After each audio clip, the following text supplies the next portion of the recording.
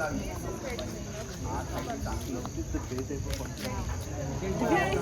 Anganwadi experience is great, right? Absolutely. Do you know what an Anganwadi is? No? Don't worry, we've got you covered. We are the students of Symbiosis Institute of Media and Communication, and we are here to tell you how the Anganwadi system in India functions and what our experience visiting one was. So, let's get started.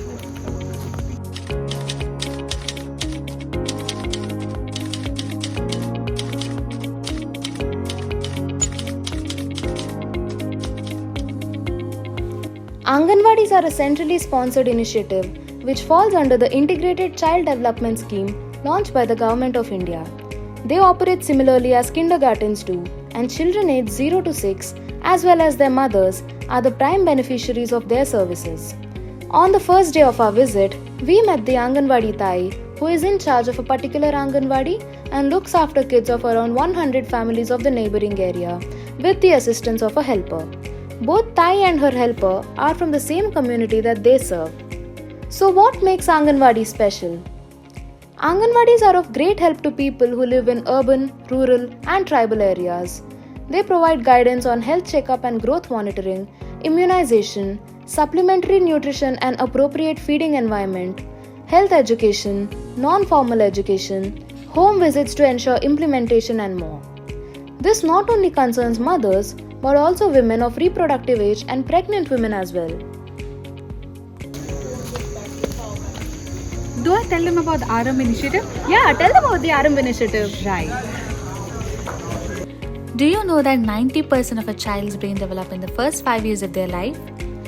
The Aarambh initiative was launched to equip the parents with the required parenting skills in this crucial period, like early stimulation, effective communication, and providing right nutrition in a suitable environment. This initiative not only concerns the mothers but also aims to provide fathers with the knowledge required to best support their children. On our visit, we witnessed something that was first for both the Anganwadi as well as the parents. A father's meeting instead of a typical meeting with only mothers present. The fathers, who were nervous yet excited at the beginning of the meeting, paid rapt attention as the Thai spoke to them about the cognitive development of their children. They participated in fun activities which helped them understand how their child's brain works and the importance of providing them early stimulation. In conversation with the fathers, we came to know that after the meeting they got a clear idea as to how a child's brain functions. The importance of communication, liberty, and keeping away the children from gadgets for healthy wiring of their brains is something the Anganwadis help them realize. So I bet you'll both agree that we had the most amount of fun on the days of the Balak Palak Melawas. Yeah. Organized by a multitude of Thais with incredible dedication, the Melas reminded us of the fairs we visited when we were kids. The Melas consist of various stalls designed by the Thais and their helpers with the use of only household items to entertain and educate the children. The use of household items also served as an inspiration to all of us that expensive toys and gadgets are not the only resort, but simple things like dough, leaves, shells, or even water are enough to stimulate young brains and get them in touch with all their senses. We were delighted to see the tiny tots and their parents explore all the stalls and enjoy themselves. The love and care the Thais have towards the kids was crystal clear on seeing the efforts they put into organizing the Melava and the patience and attention with which they taught the kids how to play, even with the most minimal of resources, was clearly visible.